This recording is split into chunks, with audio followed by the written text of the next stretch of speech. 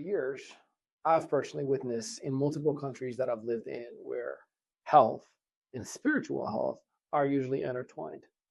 In today's episode, we're going to discover how spiritual health has actually evolved and assisted physical health. I know many people have many questions. Understand that the information that you're going to be hearing today is specifically created for a specific individual with specific circumstances. And always check with your physical professional before you take anything that we're going to say here today for entertainment or educational purposes to heart. My name is Ali Madawi, and I am super excited to introduce to you an incredible human being, someone that I have had the privilege to watch from afar, but I've gotten to grow and learn about. And today, the story is all about her. Stashia Avery has faced unimaginable hardships from battling the physical challenges of Ehlers Danlos Syndrome, or EDS, to endure mental breakdowns, spiritual warfare, heartbreaks, and betrayals. EDS, a genetic disorder affecting connective tissues, joints, and skin, was just one of her many challenges. But rather than let her difficulties define her, Stashia turned inward and found solace through her connection to Source, to God, and to the universe. She received divine guidance, which led to the creation of the Ascension Oracle deck, now used to help others on their spiritual journey. Stashia Avery, owner of the Ascension Oracle V, AscensionOracleV.com, is a spiritual guide, chronic illness warrior, and creator of the Ascension Oracle deck. She has transformed her personal struggles into a source of empowerment for others, offering tools and insights to help them navigate their own challenges. Through her deep connection with Source, she teaches others to find the clarity and guidance they seek within themselves. Girls on me, on the dance floor, all eyes on me. Who is he? Man, you better come get your girl dog. All eyes on me, party like a rock star. You can find me in VIP. All eyes on me, yeah, where the girls are. This is how your night should be. All eyes on me, all eyes on the prize. Money supersized, G5 super fly, should be supervised. Do or die, open up your eyes, head to the sky. Keep a mean bad mommy on the side. Make a tsunami, kamikaze on the mind. Spit flow, paparazzi flash shine. Get dough, champagne, Merlot. Cash and tango, in the VIP. Now she wanna touch her ankle. Get low, mueve mami como el dembow. All eyes on me, peeping through the window. Get mine, get yours, believe it or not. In the meantime, I'ma keep my eyes on the top. All eyes on me, drinks on me, girls on me, on the dance floor. All eyes on me, who is he? Man, you better come get your girl dog. All eyes on me, party like a rock star. You can find me in VIP. All eyes on me, yeah, where the girls are. This is how your night should be.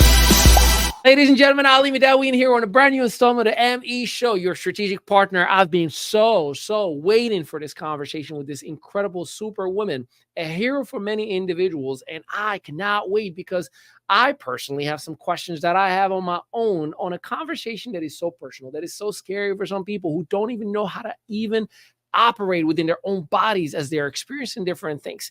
She has overcome much. She has decided and created this superhero that you're about to meet today. You heard all about her background and her monologue. Ladies and gentlemen, I'm super excited for the very first and not the last, the one and only. Ladies and gentlemen, give it up to the one, the two, and the three. Of course, you are Stashia Jeanette, a.k.a. Ascension. I got to ask about V in a little bit, but we're going to get into it. So first and foremost, thank you so much for giving us the opportunity to have you in here with us in our virtual studio. How are you doing today? Thank you for having me. I'm doing well. Thank you for that grand intro. If I could do confetti, I would have, but they wouldn't allow me. You're not allowed. It's a fire hazard. You can't do fireworks, no confetti or none of that stuff. But I, with my own spiritual way, just popped a whole lot of confetti for you. So first and foremost, for the many that don't know your story or don't know your background, why don't we just dig into a little bit about your background and where you're coming from and how did you get to the point that we are? And of course, we're going to dive into a beautiful conversation that I cannot wait for the masses to hear about today. Okay. past, geez, so I guess starting with the health stuff, when I was 14 years old, I got diagnosed with a series of health conditions.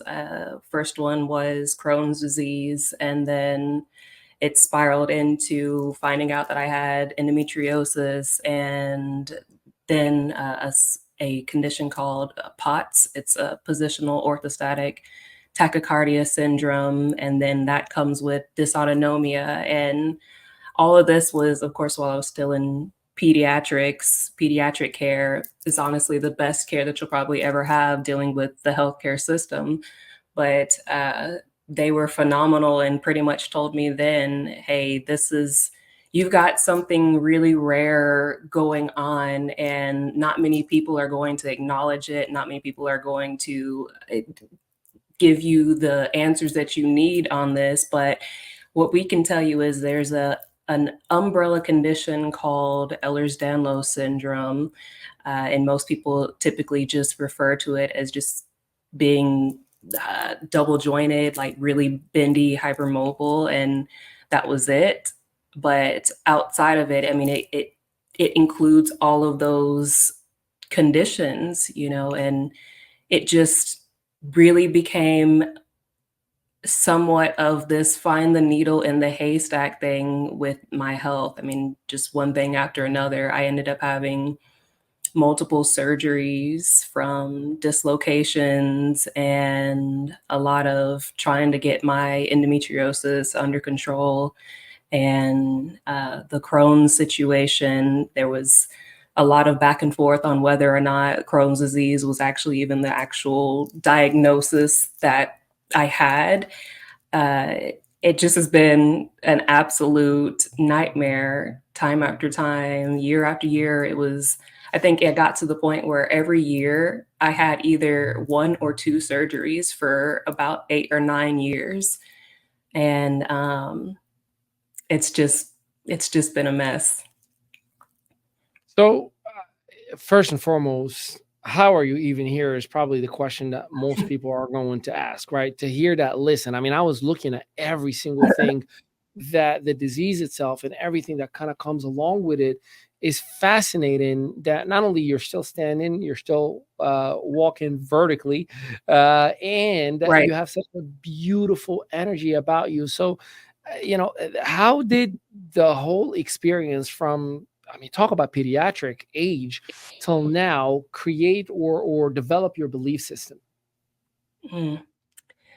I think it pretty much stemmed from me having nobody on the external physical world that I could talk to about what I was going through. I mean, even before I got sick, I would say at age 4, I became kind of what I am right now to everyone around me. Like I was the I hate to say it this way, but like I was the adult to everyone at a really young age. I was the therapist. I was the doctor. I was the lawyer. I was the mediator. I was the peacekeeper. I was the glue.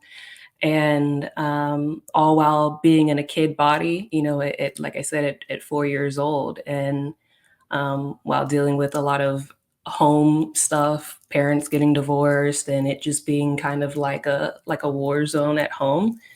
I I didn't have anybody other than God, source, universe, and I've just always had a really close connection to the divine, because again, that's all I had.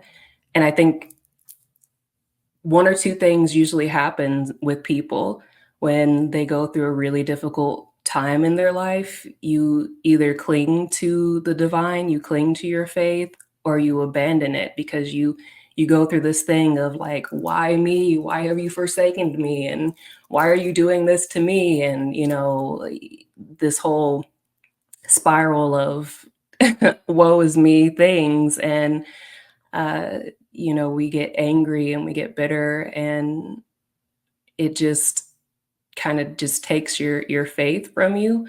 And I've seen that happen frequently, but I did the complete opposite. I clung uh, dearly to to the divine, so much so that now, coming out of everything and having to interact more in the physical world is difficult because, again, that's all I had um, going through, from a young age. But while things continued to start up with my health issues, I every day I just got closer and closer and closer with God source universe. And the more kind of really terrible, unfathomable shit that was just thrown at me left and right. I mean, like I said, every year it started off with just having one surgery, and then it's like something would happen within the surgery that would cause other issues, or it just seemed like a domino effect would happen, one thing after another, whenever I would have a surgery, and things would just progressively get worse. And every time Uh, I just got closer and closer with the divine. yeah. I just that's just what I do that's have to just say, especially one thing that you've mentioned is the being in a physical world, and that's a very specific way of putting it, right? So yeah. how has it been dealing with general population, whether from growing up and school and social life and friends and dating, et cetera, et cetera, et cetera. And even those who are closer. Sometimes the worst people in our lives are the closest ones to us, right? So Yeah. talk to me a little bit about how was the experience growing up and dealing with the physical world as you're trying to even not only overcome your pain, but find your own way to figuring out this thing we call life. I mean, like in a one word nutshell, it was bad. Like it was rough. It was really rough because, again, even from like small age, I knew I was different from other people my age. I've always been different. And but then, like, adding the health issues on top of it, like I remember being in high school, I think it was my sophomore year, was when all That the was health that stuff. was 5 years ago, right? You graduated high school 5 years ago. Yes, yes. Yeah. Go on. um, when I was in sophomore year, I started having like excruciating pain when it was like Mm. period time, and I was missing a lot of school. And the teachers, number one, they didn't care. Like they just really did not care. I also was like one of 50 Black students at my high school, and Out I mean, of I hate to predominantly out of how many? 500. Oh, wow. Yeah. So I mean, I hate to I hate to be that, but like that was literally a factor, for freshman and sophomore year. I was constantly in like ISS, or was in school suspension, or detention because of something that really like I didn't do, but like just stigma, just stigma.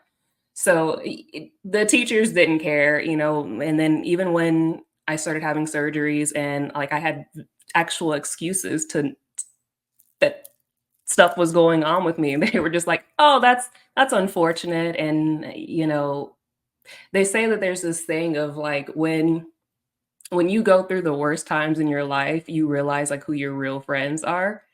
And all the people that like I thought would be there and come visit me while I was in and out the hospital, and like bring me my school notes and help me, like there was none of that. I think I had one friend came and visit me while I was in the hospital, while I was in high school. And outside of that, I mean, when I say it has just been me, you know holding it down. Physically, I've had nobody around me. So like it was there was no long-term boyfriends, there was no long-term friends, uh there was a long period of time where like I wasn't speaking with my dad, and my sister and I weren't really like getting along. So it really was just me, and I live with my mother, so my mom would obviously be there, taking me to appointments and in the hospital whenever she would get off from work and things. But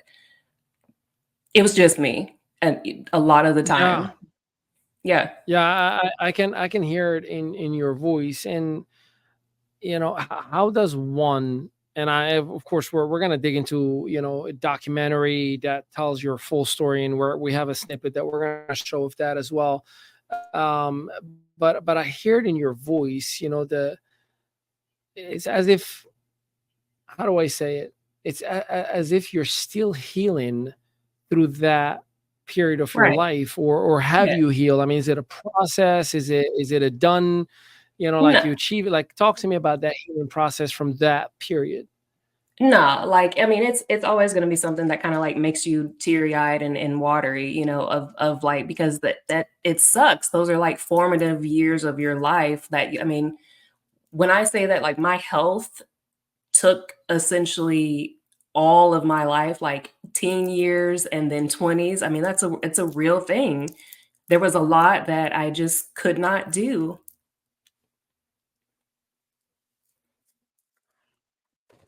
Sorry. Nah, you're good. This is why you have Chiron. Yeah. I But still have, I intentionally did not Google who that is until we talk about it here, because I think it's gonna be such a beautiful conversation for you to educate me in front of everybody in real time. Chiron. Tyron, okay, yeah, you're gonna have to explain to me why you call me that. I didn't wanna put it in front of everybody in here. I want to wait until you educate me on. But look, first and foremost, I love your happy tears.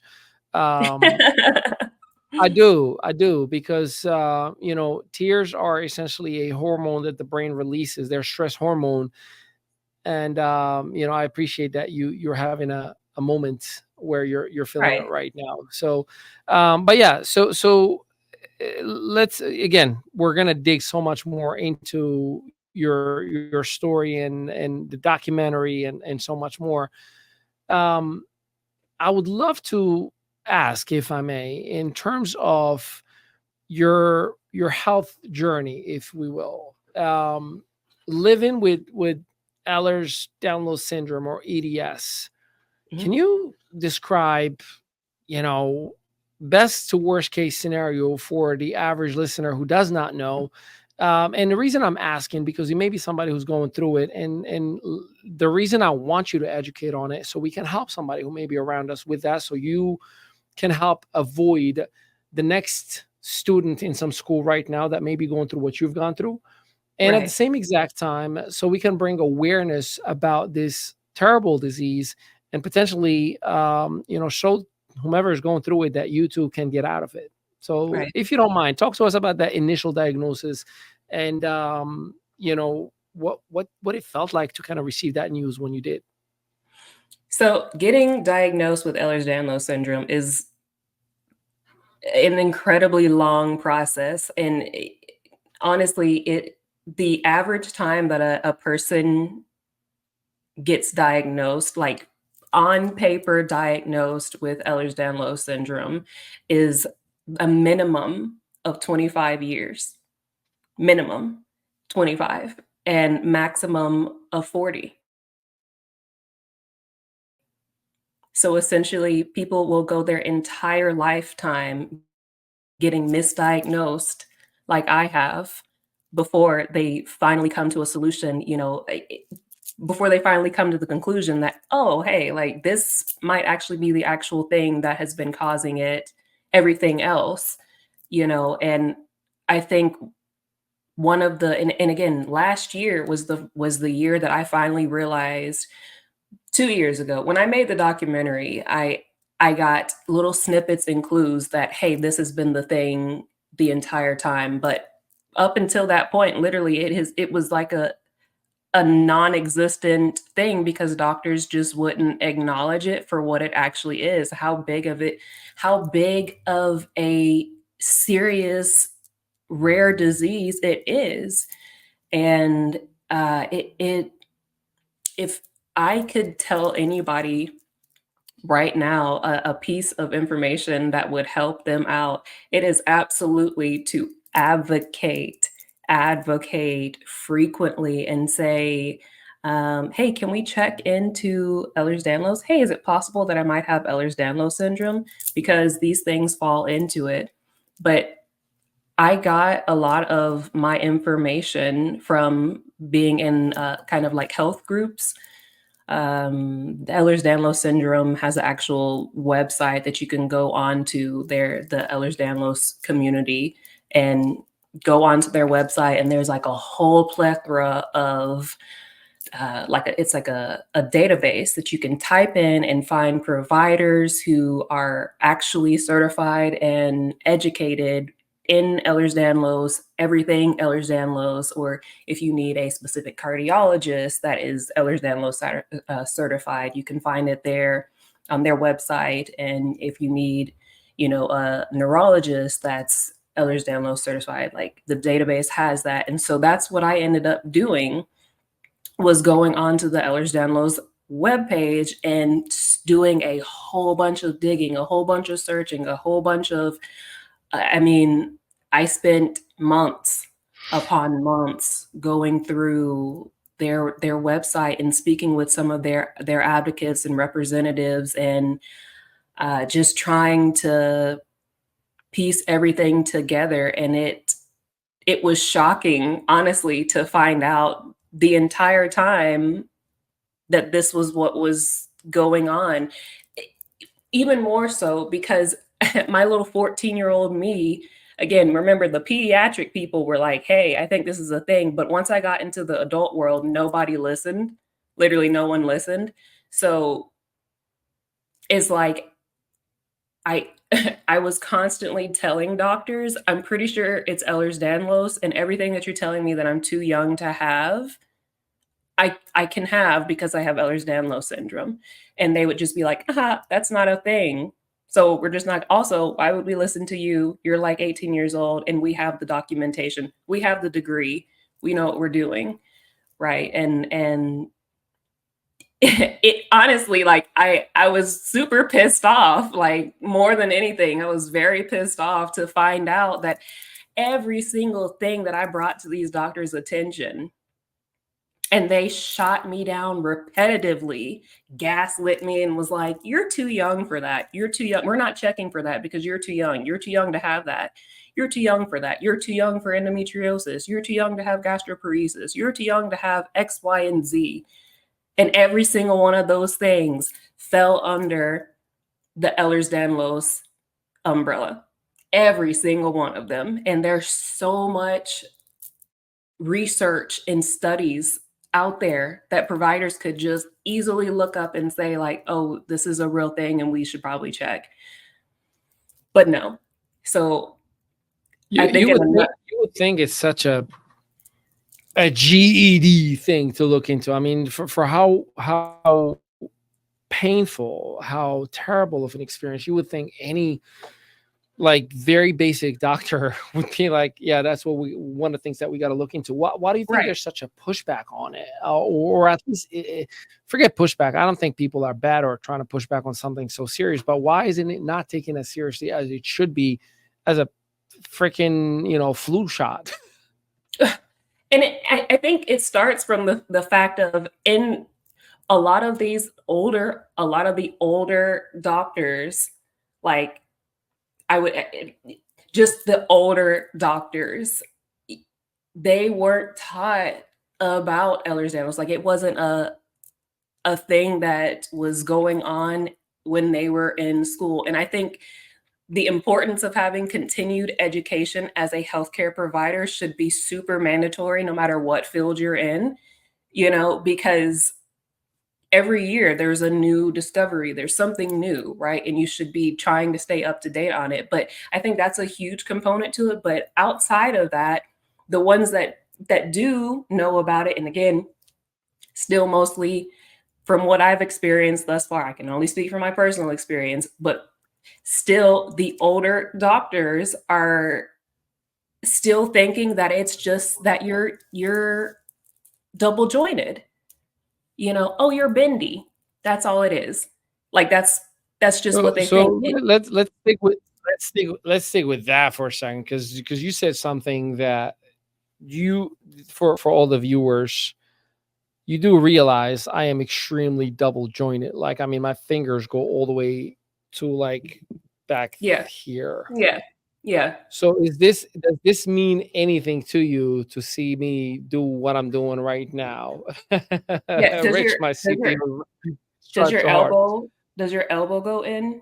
Oh, I can show you some crazy tricks. I do it all. I mean, everything touches, and my feet. If I were to stand, I can have my toes of my right foot facing back this way, my toes of my left foot facing that way, right next to each other.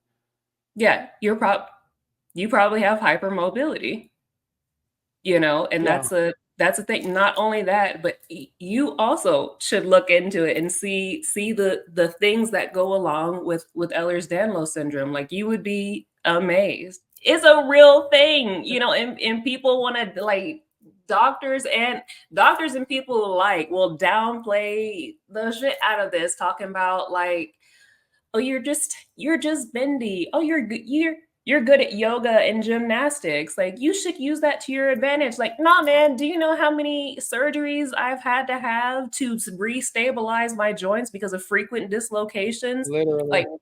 Like, when I was in school, my poor mom, like I said, my parents were divorced, but like my poor mom, I know that she got tired of getting the calls from the school, like, because I would always come in bruised, like, because we bruise easily.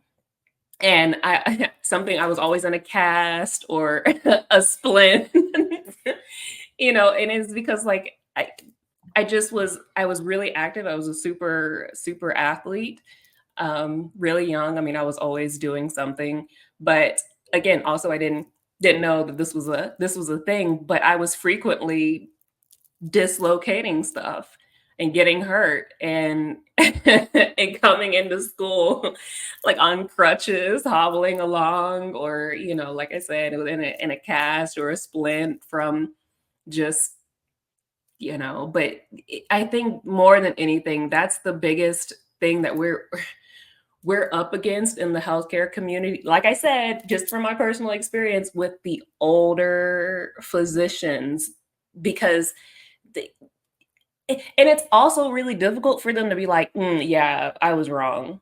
This was wrong. This was not you. Yeah, I was wrong So here. I gotta ask. I mean, the medical community did what it could have done or didn't do. So how did you cope with the process? Like, this is the question on everybody's mind. Like, all right, you guys milked the clock enough.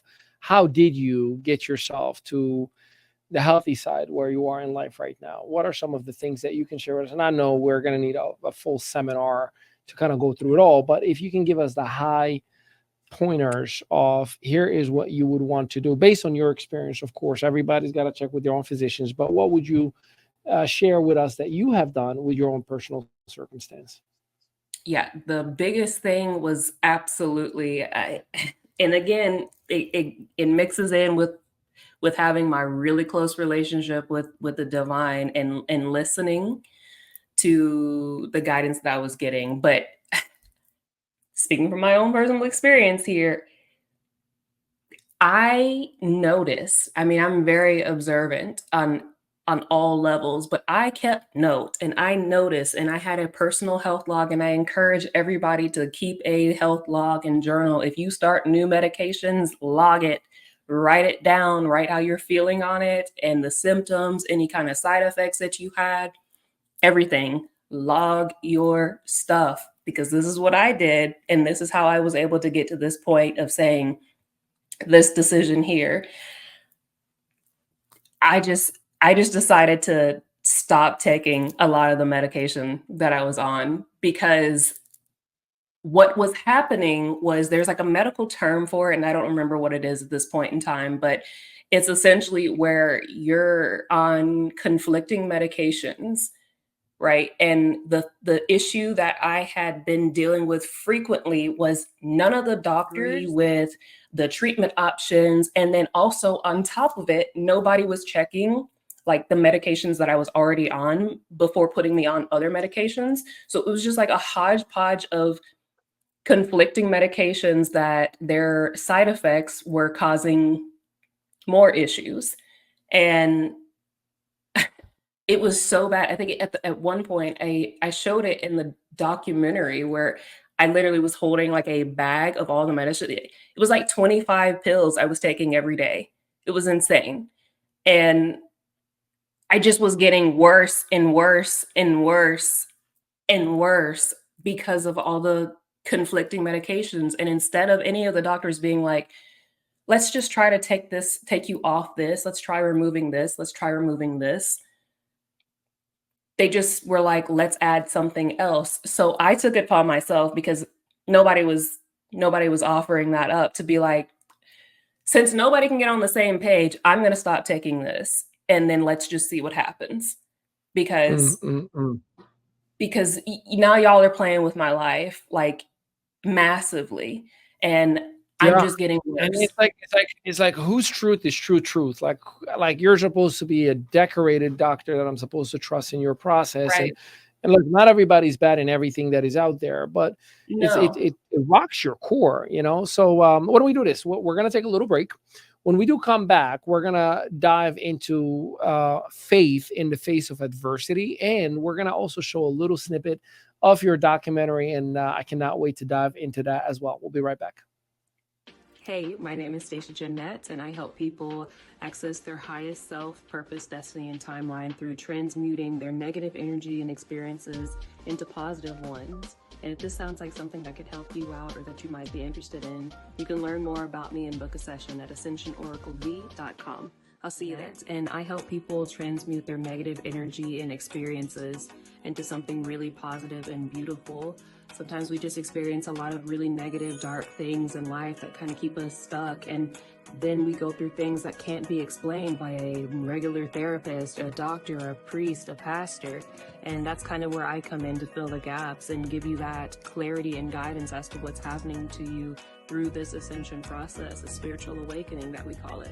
So if this is something that you are going through or that you're experiencing or would like to learn more about, you can visit my website at ascensionoraclev.com to learn more and book a session with me. I'll see you there. B Squad. There's a lot of speculation as of what is the primary source of my health problems. And I think that is a large contribution to why it has been now, almost 16 years, and I'm still struggling. No one can agree on one thing. A lot of people keep pointing the fingers at the Crohn's disease, saying because my Crohn's is not very well managed or under control, that it is causing essentially everything else to be out of whack and cause me to have other additional health problems, symptoms, occurrences. I can hear the frustration through your voice in that documentary. First and foremost, welcome back, everybody. We're here with Stashia as she is gracing us with her gift of life and how she turned her life around in many ways with an incredibly annoying disease, for the lack of better words, EDS. And she's not only educating us on it, but she's giving us some pointers on what she's done with her life to find her happy place. And of course, how she's helping individuals across the nation doing exactly just that. So Stashia, welcome back. Let's talk about that snippet of the documentary. Do you remember that day on the documentary? Because you sounded a little bit frustrated at the lack of process.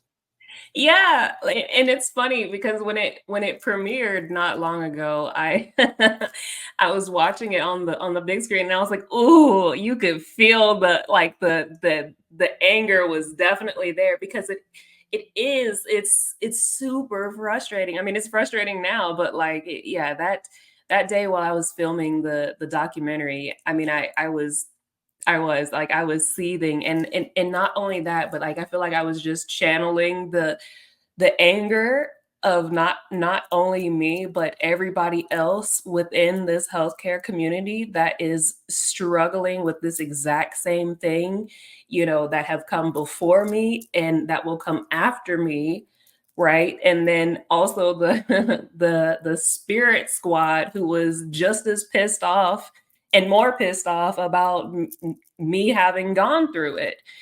So it was a lot of fire that What do day. you what do you mean by that? I need you to kind of when you say the spirit squad was more pissed off as the fact that you've gone through that. What do you mean? Yeah, so I mean, like, there's a whole world that the physical eyes are not able to see. We only see a small portion of what actually is happening within our world. The spirit world is very much a real thing. I mean, like, you can believe it or not. I'm not here to convince anybody, but it's a real thing. And like I said, when you've gone through near death experiences or death experiences, in my case, you come back different, and you are very much tethered and connected to the spiritual world. But I came into this world that way. I mean, like, I wasn't breathing for 7 minutes when I came out, and so they had to resuscitate me on the table to bring me back, like, literally from an emergency C-section. Do you So remember anything from that 7 minutes?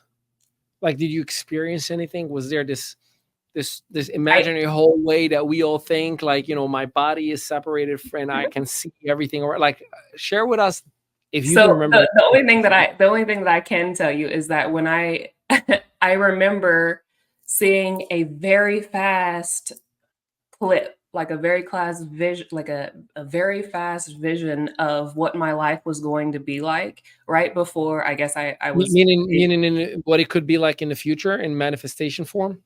No, like, before I was being born, like, before they cut my mom open to have the C-section to bring me out, like, I remember getting the 30-second clip of, hey, this is what your life is about to be like. This is what you're incarnating into. Like, this is what you're being birthed into right now. And essentially it So this was is during that 7 minutes that you were being resuscitated that you no, this experienced was this. no, this was like prior to Wait, hold me. on, hold on, hold on. If I'm understanding you right, you're saying at birth you Correct. experienced what your life was going to be like. Right. And I think it's because at this point, Fascinating. So let me dive a little bit more into that. So based on what you just stated right now, did it turn out to be what that 30-second clip was? Was it yeah. better? Was it No, like, damn, bro, no, I need my money no, back? it's no, it's spot on. It's spot on. And what's even crazier is that, like, I I make the joke now that I aborted mission. I tried to abort mission because I saw in that preview of what the life was that there was some added missions that I did not sign. I did not agree to prior to incarnating here. I was like, wait, this soul contract looks a little lengthy. Like, hey, run that back. I didn't see that part in there. Like, no, no, no, no, no. Like, who added these on here? Like, and really, honestly, I feel like me not breathing, what happened was the umbilical cord got wrapped around. So literally, it was metaphorically like I literally tried to just pull the plug in while I was still That's in the crazy. while I was still in the womb. And so that's why my mom ended up having to have an emergency C-section, was because apparently the umbilical cord got wrapped around my neck. And when they hooked my mom up to the little heartbeat thing, they're like, oh, snap, her shit's dropping. Like, was dropping. And in that drop moment where I was life, that was when I was seeing all of the coming life. Does that make sense? Yeah. No. That makes total sense. Now, um, I gotta ask, and again, you can say next question if it's too personal of questions, but what's your relationship with spiritual power? I mean, you believe in God? Do you have a relationship with God or a God? And if so, how do you identify that relationship? Because you've been through so much that you're gonna have a lot of questions as like, yo, where are you? Right. And I know I've No, experienced that, and I haven't gone through a tenth of what you've experienced with your health. yeah, like I said, life here is really difficult for me because, again, I have always been very connected to God, source, universe, and that's just what I call it. is God's source universe.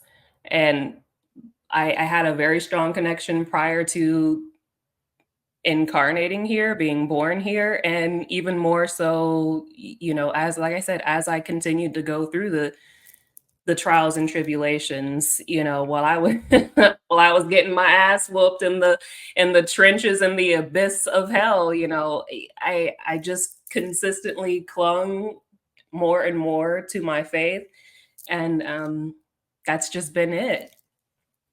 So yeah. No, that's fascinating. How do you deal with individuals, family, community, who don't understand your way of doing things or understanding things or seeing things? And we live in a very interesting days or ages, right? I know I grew up in a predominantly Muslim family, Right. and most of us have converted to Christianity back in 2012. And it was a battle. I mean, to kind of always have the, you don't believe in God, how dare you, in your face, Right. and it was like, have you dealt with that based on, Yeah. again, your belief system? So how did you cope with all of that? And how did you establish a foundation for yourself? Yeah, so I grew up like in a Christian household. My dad was the one that frequently took me to church all the time, and I started out being more religious, like I said, going to church and all the things, but and I feel like this is gonna, trigger some people, but like it is what it is. But I saw a whole lot of evil while I was in the church. And while I was going through a lot of my health situation, I saw a lot of the people who were, um, again, supposed to be very Christian, treating me the worst. And Yeah. I just I couldn't I stopped going to church because I felt like it was like guilty by association. You know what I mean? And Oh, not only I know what you mean. I'll tell you this. I struggled with organized religion. religion. See, the thing is, and I don't think you're triggering anybody. I think there's a lot of people who are listening and watching, and they're nodding like, "Yep, I know exactly what you mean." Some of the worst Yeah. people you will find in the church, Bad. as much as some of the best people will be found in certain church. What I love about my relationship with Christ, with that superpower that I believe in, is that he stated in spirit and in truth, you no longer need a synagogue, you no longer need a building to do the dog and This pony show, right? And I don't mean that this in a disrespectful way. this Though it may be good to just kind of right. be close to the fire, right? Like to be with a community, right? To be with an organization that just may think, feel, and give you a sense of comfort through that roof. But it is not, if you are not here and if you are not doing these Right. man created customs, then you are not accepted by God. And God. that is Right. absolutely far from the truth. That's And not it. and and that's why I say I don't think there's anybody who you're going to trigger on that aspect, especially nowadays more than ever that people have access to information. People can go online now and I can have a full Bible study in 20 minutes that is a sermon. And just because AI has condensed it to, here is what you need to know for your faith to be stronger. And I totally understand where you are. My wife But and I, it was a battle, and not with one another, but together. We had a together. hard Right. time. I was born in a Muslim country, and I prayed 5 times a day. I went to a Yeah. mosque. I did all those Washed. different things, and I got beat up most of the time in the mosque. Yeah. And Yeah. and I can go on and on and on. No disrespect and no offense to any religion, but I believe, and I go to the source, man. Like, hey, who's your boss? I Yeah. want to No. talk to that person. No, and that, and I've said this, and I said this frequently. It's weird to me that people feel like when you're going through something difficult, they're like, "Oh, I got to go to the church and talk to my pastor so the pastor can pray for me." Why can you not just pray for yourself? Why do you need a middleman to access God? It's weird to me. Like it's like you're now the pastor has become the God. And like that's not it. That's like we have fallen far And off that's the the man-made wagon. side of things, That's unfortunately. it. Yeah, That's it. Dr. Stan Harris, Dr. Stan Harris, aka Dr. Breakthrough. I called him one time, and he's a PhD in ministerial studies. And I just told him straight up, I'm like, look, man, I'm having a hard time. This is a PhD in ministerial studies who travels the country to do high-end congregational teachings and biblical teachings. And I was like, look, I'll tell you what my beef is. From Genesis to Revelation, there's not a single thing that says anything about the Sabbath being kept on a Sunday. And I think that everybody just turned it and just decided to make it what it was. And he goes like, yeah, you're right. I was like, what? Like, so you mean tell me everybody changed it? He's like, yep. I'm like, but Yeah. in Revelation 22:18, it states clearly in it that you are not to change a single word of this book. And if you change one single word, you lose eternal life. He's like, yep, you're right. Yep. I'm like, so what are you saying? Like, is this all a lie? He goes like, no. Yes. It's See, just he said when Jesus came, he said, y'all keep on fighting about what day it is and what Sunday is. Like, that's it. It's over. The mission is over. The mission is complete. I am the way. Just gotta believe. And that's it. And that, right. unfortunately, is still whether it's for eco, political, social control, it's still it. happening nowadays where it's like more about an organization of the church Yes. versus the actual faith itself. Correct. Crazy.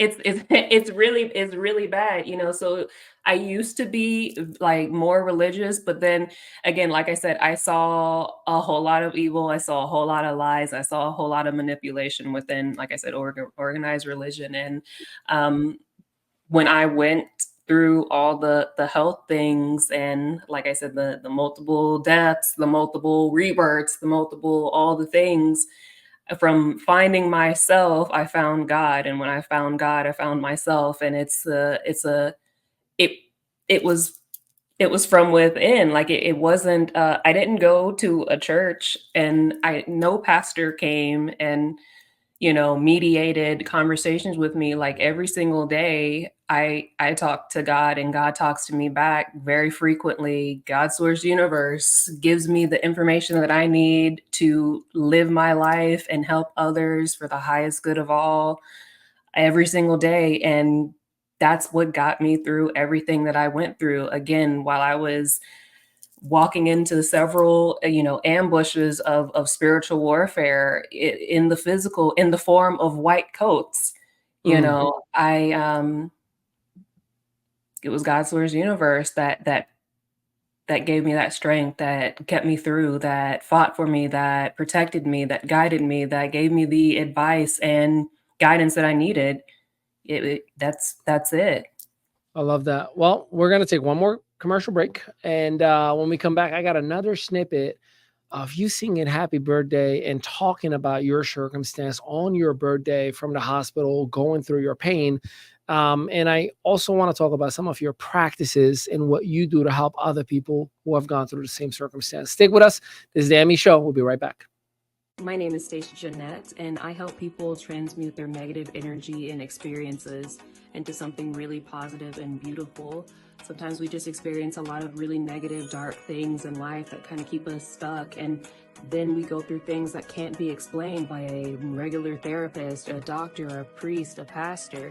And that's kind of where I come in to fill the gaps and give you that clarity and guidance as to what's happening to you through this ascension process, a spiritual awakening that we call it. So if this is something that you are going through or that you're experiencing or would like to learn more about, you can visit my website at ascensionoraclev.com to learn more and book a session with me. I'll see you there.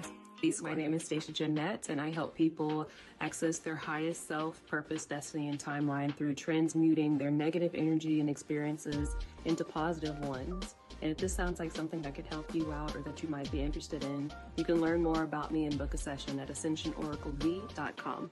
I'll see you there.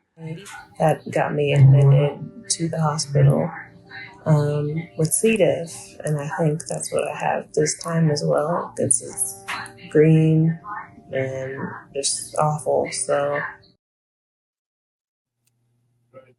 What goes through your mind when you hear and see that video? April of 2021, and is a date. Obviously, I rattled it off super quick because it was literally a date that I didn't think I was ever going to come back from.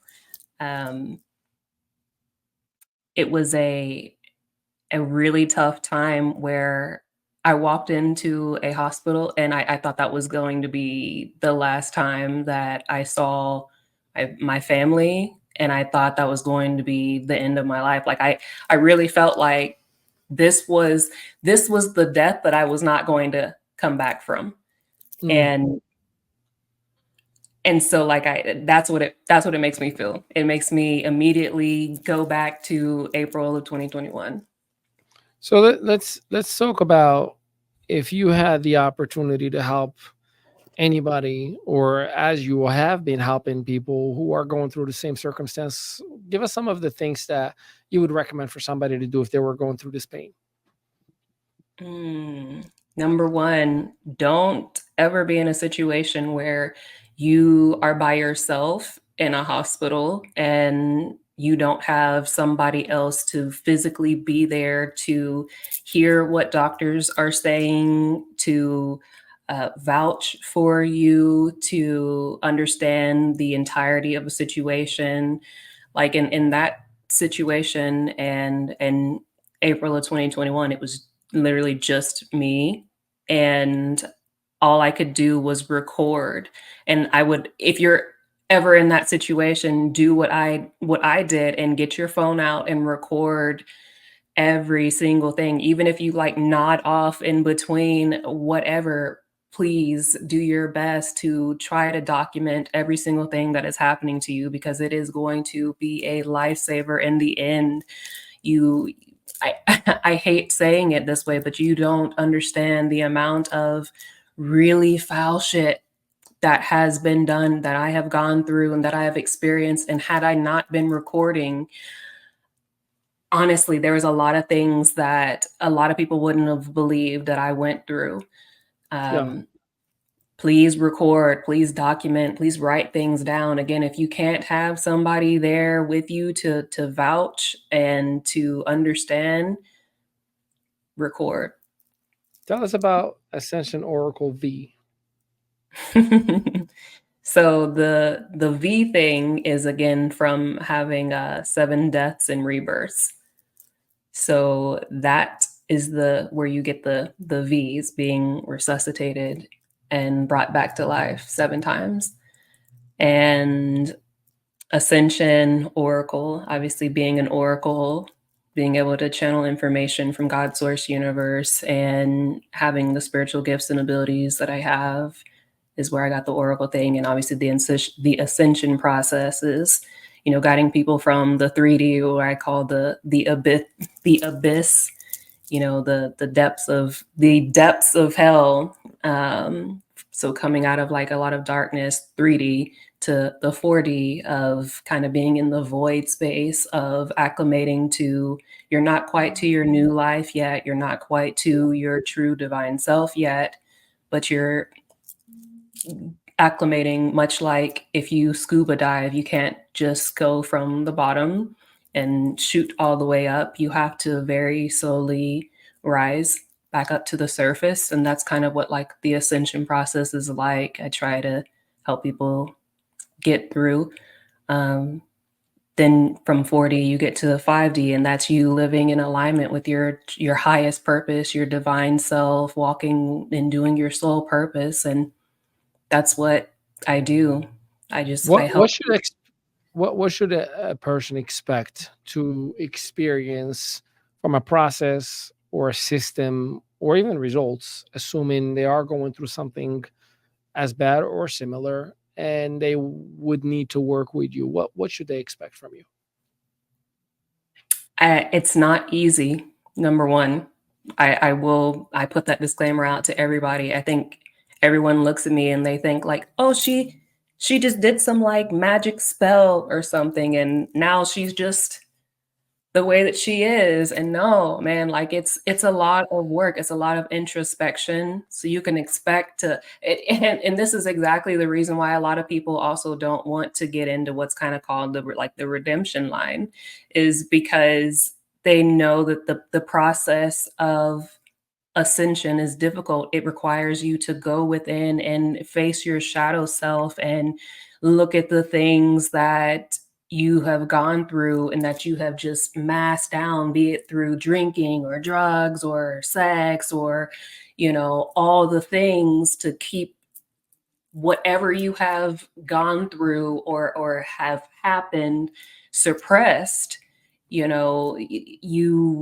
You have to unpack these things in the ascension process in order to come from the 3D to the 4D and to get access into the 5D or to the new earth. You have to go through the process of, I think it's like the metaphorical or proverbial judgment day, right? I think people think that you have to die in the physical to experience the judgment day. And again, here, kind of going back to what we've talked about with the religion thing, there's this misconception that like your judgment day comes when you die, and then some guy with a beard appears in you and is like, now can you tell me why on this day you did this?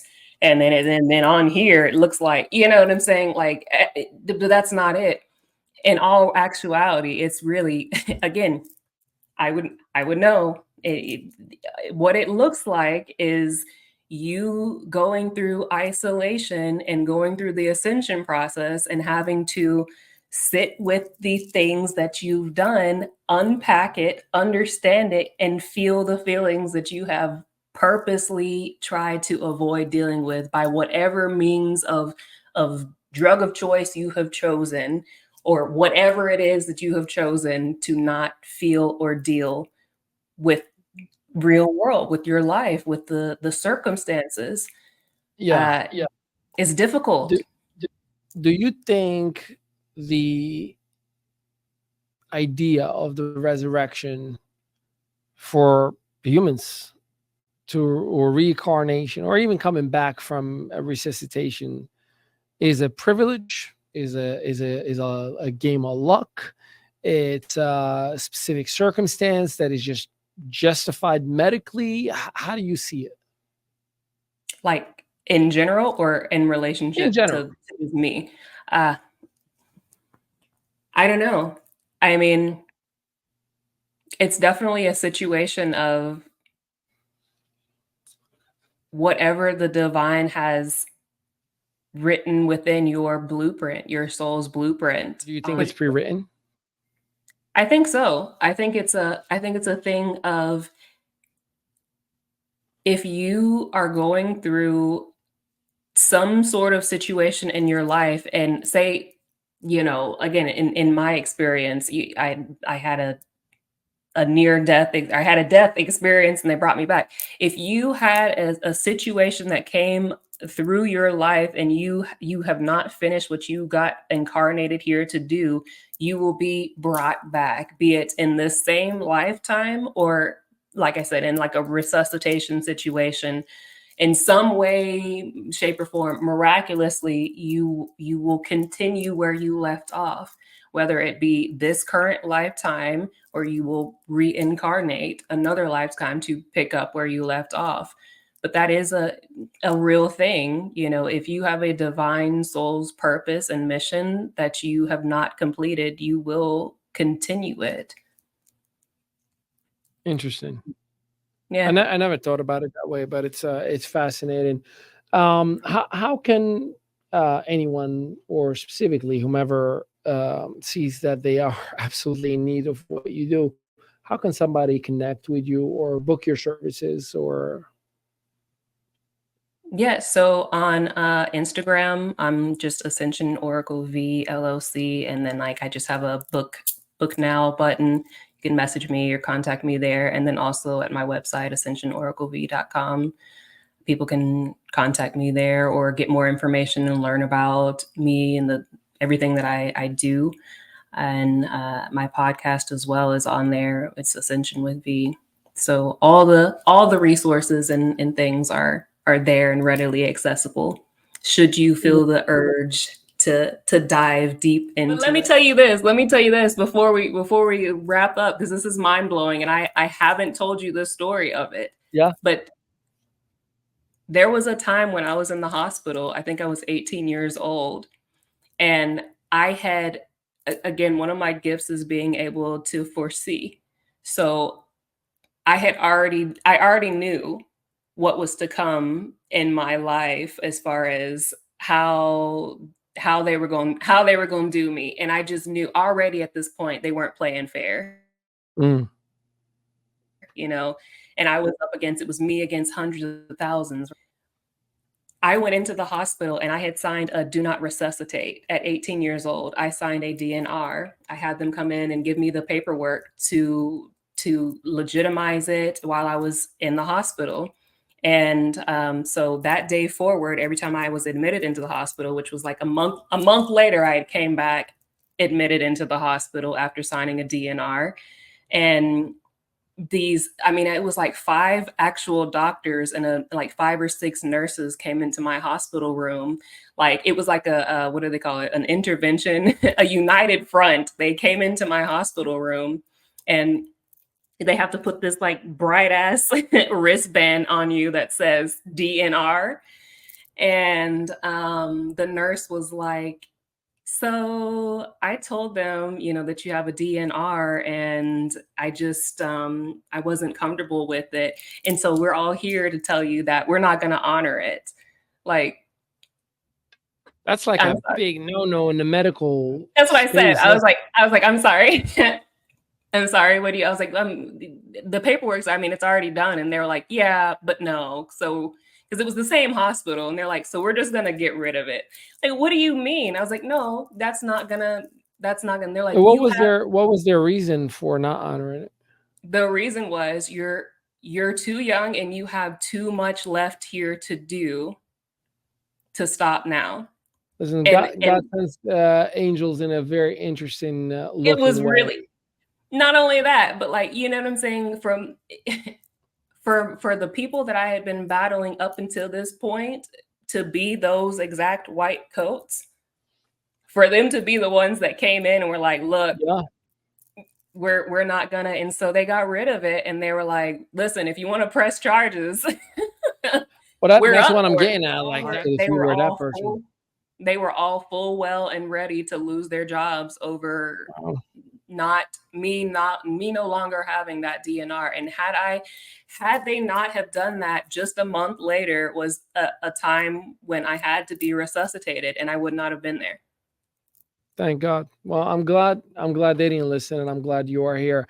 Hey, any closing remarks as we are coming to the end of our show? We loved having you. We like to let you have the final remarks for our listeners, for anybody out there who may have lost hope, or anybody out there who's like, I am desperate and I want. What is your message to that person? Just to not give up the fight. It's rough out here. Like, it is really rough.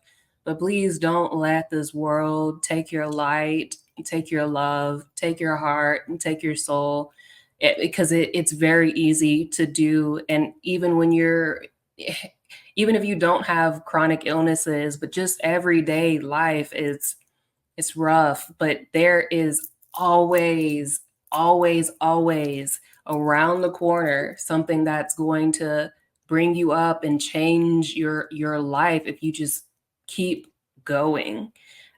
There was a lot of times where I wanted to stop and give up, but I always kept going because I knew somebody was watching me for inspiration, and there's somebody watching you for inspiration as well, even if you don't know it yet, even if people aren't coming up and telling you like, hey, you're an inspiration. You are, and you're so worthy, and you're more than enough as you are right now. Please don't let this world convince you that you're not worthy and that you're not enough, because you are, and you're so loved. And that's it. And there you have it, ladies and gentlemen. She goes by the name of Stashia Jeanette Avery.